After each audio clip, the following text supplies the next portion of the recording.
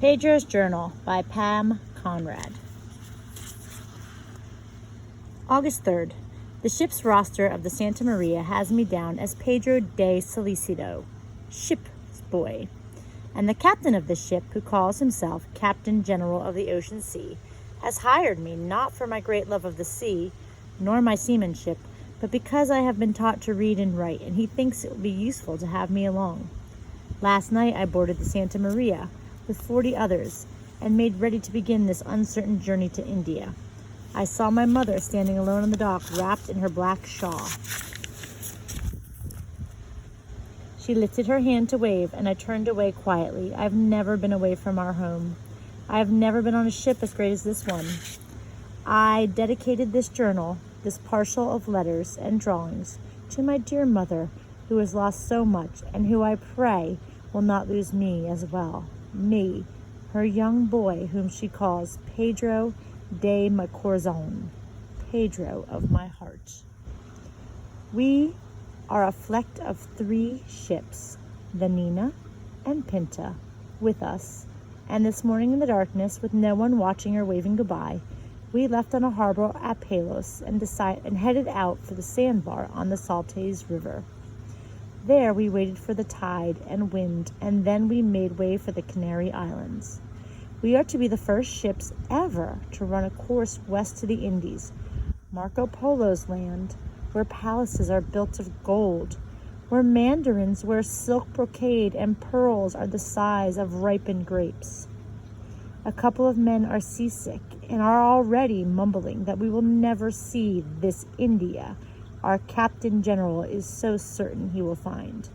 Me, I have no knowledge of maps or charts of distant journeys. I am only a ship's boy. There are 3 of us, and I am beginning to suspect that we will do all the work no one wants to do. But already the captain favors me and has called upon me to write and to copy. Picture of the ship.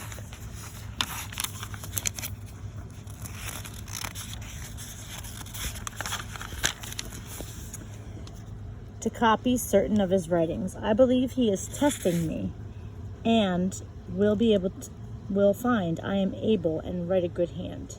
The captain told me he was pleased to see my stomach is as strong as my handwriting, and has encouraged me to sketch some of the things I see around me.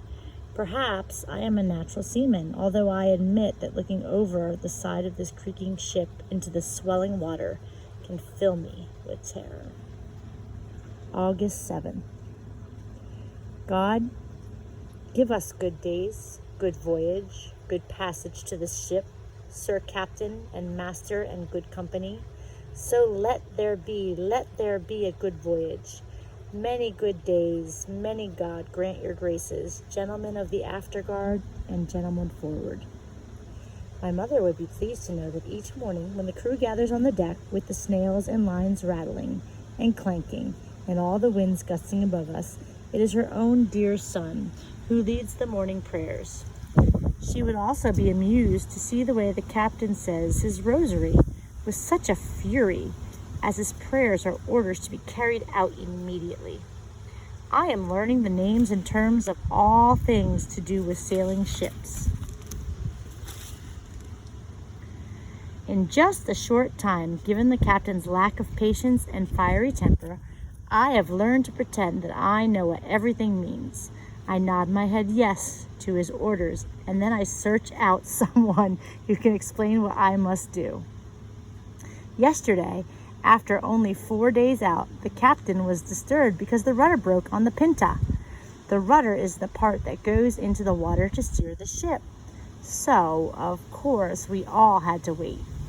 I went with him to the Pinta in our ship's small dinghy to see what was wrong. The ocean tossed and threw us about, and I held on to the sides for dear life, while Columbus and Martin Alonso Pinzon, the captain of the Pinta, shouted instructions back and forth to each other. We didn't get too close to the Pinta for fear of being crushed against her sides, but we were close enough to see what was wrong, and close enough to see that Martin Alonso was able to rig the broken rudder with rope. Columbus was pleased for the moment that his captain had come up with an ingenious solution to the problem, and we returned to the Santa Maria.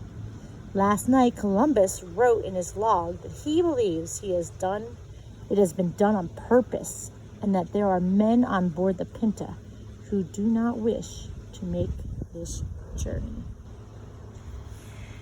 Now, those ropes on the rudder have all broken in a hard wind. More repairs must be made, or a replacement ship must be found. There is a brooding silence about the crew, and I am surprised to learn through mumblings and complaints that a few of the men want to make this voyage.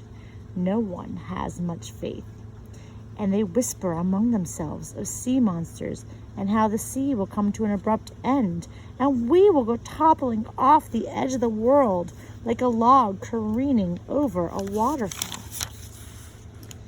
My captain seems like a smart man. I cannot believe he would do something so foolish, so I turn away from the men when they speak. But late at night, when I lay sleeping beneath my covers, sometimes I bolt awake, sure we are falling through space and that we've left the world behind. August 27. The long voyage lies ahead of us. I learn that when we depart from these Canary Islands, we are in uncharted seas. Yet, I wonder if we will ever leave. First, we wait for a ship to replace the Pinta, which not only has a broken rudder, but is also leaking. And now it seems there is no replacement, and she will have to be repaired. All day long, the men row from boat to boat. The boatswain, carpenters, caulkers, experts, all who swear they have solutions to the problem. There is much hammering and shouting as we toss about, straining our anchor lines and the nerves of waiting sailors. Then, when it seems, when it seems we are getting ready for the departure on the long trek, Columbus gives the orders to change the riggings of the Nina from lateen rigging to square rigging, believing she will have a better handle. There's pictures of the boats in the wind. The sailors all moan. It may be a few more days. In the heat of noon yesterday, some of the men leaped overboard and swam and washed. I want to do this, but not yet. I am too afraid and worry about being swept away from the Santa Maria, away from the hearing of my fellows. They call to me, "Come on, Pedro, leap in, leap it." But I am too afraid.